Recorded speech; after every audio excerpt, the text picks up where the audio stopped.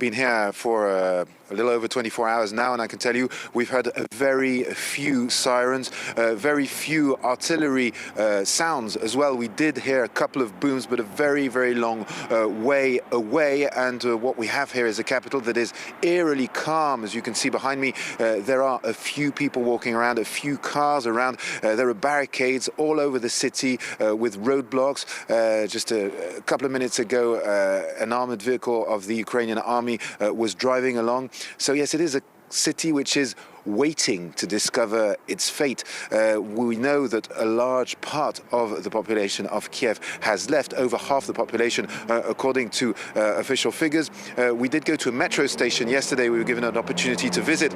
Now, there are far fewer people than there were at the beginning of this crisis, but there were still groups of people who had chosen to stay inside this metro station in order to shelter from potential bombings, and actually installed themselves with tents, with equipment that had decided really to sit out this siege in the metro here in Kiev. Now, it's Monday. People do still work. We've spoken to some people who tell us that their offices are still open. Others are working remotely. The city is as frozen in a sense and seems to have completely ground down to a halt. But this is the atmosphere here in Kiev as, well, we have Russian forces advancing to the northwest of the city towards Brovary. We have also Irpin, where there has been some violent fighting, and an American journalist actually was killed as he was working there in Irpin at the northwest part of the city. And now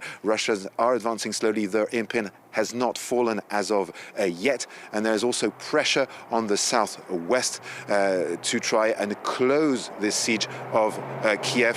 So for the time being, well, the inhabitants that are staying here are waiting to see what will happen. France 24's James André reporting from Kyiv.